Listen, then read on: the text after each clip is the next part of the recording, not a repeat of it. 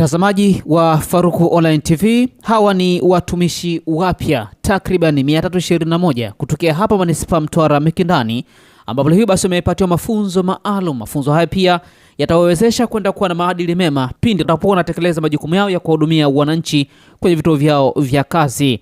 Mmoja kati ya kada ambayo ipo hapa ni kada ya utendaji wa mitaa, lakini pia kada ya afya na utumishi wengineo. Na hapa Mwalimu Hassan Nyange ambaye ni mkurugenzi wa Manispaa Mtwara Mikindani anaelezea kile ambacho amewaandalia watumishi hawa, kile ambacho wanapaswa kukifanya pindi wanapokuwa kwenye majukumu yao ya kuwatekelezea wananchi.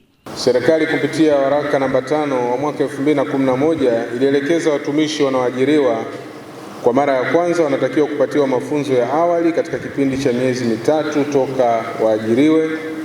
Kutokana na majukumu mbalimbali ya manispaa kwa mwaka 2025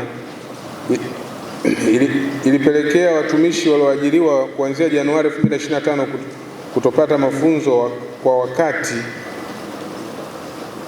kutokana na sababu mbalimbali, lakini watumishi leo tulionao hapa ni 321.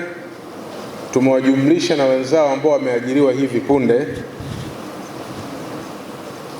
na hata hivyo watumishi hawa watapata fursa ya kujifunza kwa njia mbili, ambapo kwa siku hizi 3 za mafunzo ya ana kwa ana kutoka kwa wataalamu wabobezi wa chuo cha utumishi wa umma, na baadaye watatakiwa kuendelea kusoma kwa njia ya masafa kupitia mfumo wa ujifunzaji wa elektroniki, yani MOOC.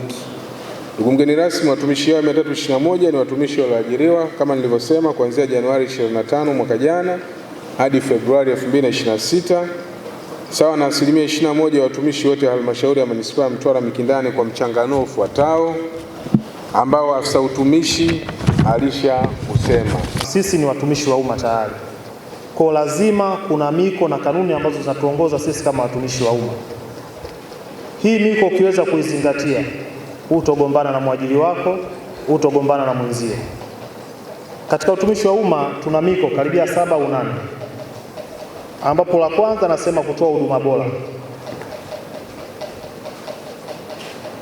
Tunaposema huduma bora ni kumhudumia au kutoa huduma kwa wakati, hilo ni mojawapo, lakini hakikisha kwenye kila eneo ulokuwepo wewe kama mtumishi unatoa huduma. Kama ni upande wa fedha, kama ni afya, kama ni mwalimu, hakikisha kwamba unatoa huduma bora. Lakini jambo la pili, utii kwa serikali. Serikali inakuwa inatoa maelekezo mengi, kuna sera, kuna miongozo, lakini pia kuna viongozi. Usio kasema kwamba mimi hili siwezi kutii.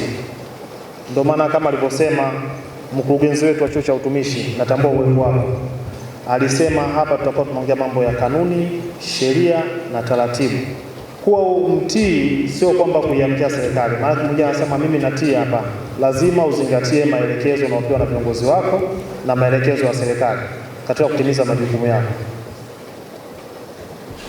Maelekezo kwa viongozi wako yale ambayo ni sahihi yanaendana na majukumu yako. Sio kupokea maelekezo mengine ukasema dasa alisema tupokee maelekezo kutoka kwa viongozi wetu. Lakini kingine ni kufanya kazi kwa bidii ya kazi. Hatutegemei kupokea malalamiko kutoka kwa wananchi kwamba unafika muda unasema mimi saizi muda wangu umefika, mtu yuko nje anatakiwa umpatie huduma, lakini unasema mimi tayari saa 9:30 imefika, natakiwa nifunge ofisi. Hakikisha unahudumia watu. Mgeni rasmi wa hafla hiyo alikuwa Somwana Salum Manjenga ambaye ni naibu katibu sekretarieti ya ajira hapa nchini, na kwa nafasi yake amewakumbusha watumishi hawa kwenda kwa na maadili mema pindi wanapokuwa wanatekeleza majukumu yao kwenye vituo vyao vya kazi. Lengo kuu la kupatiwa mafunzo haya ni kuwawezesha watumishi wapya kuuelewa utumishi wa umma, misingi yake, sheria, kanuni na taratibu za utendaji kazi katika utumishi wa umma. Ndugu washiriki wa mafunzo, dhamana mliopewa na serikali ni kubwa sana. Kuingia katika utumishi wa umma sio kupata kazi tu, bali ni wito wa kutoa huduma bora kwa jamii. Kama ilivyoelezwa katika vitabu vya msingi vya utawala, Utumishi wa umma unahitaji uadilifu wa hali ya juu, uwajibikaji na weledi. Maadili ya kazi ni nguzo inayotofautisha mtumishi mmoja na yule anayefanya kazi kwa mazoea. Hivyo mnategemewa kuzingatia utendaji kazi wenu, mwajibike ipasavyo katika kipindi chote cha utumishi wa umma. Ni kweli hapa leo tuko watumishi 321. Sasa hivi tuko wote sawa, lakini baada ya muda fulani tutaanza kutofautiana. Kuna watumishi watakuwa wanalalamikiwa sana, kuna watumishi watakuwa wanapendwa sana na wananchi. Kitakachotofautisha ni namna gani tunatenda kazi, uadilifu wetu, na namna gani tutakuwa tunavaa viatu vya yule unayemhudumia.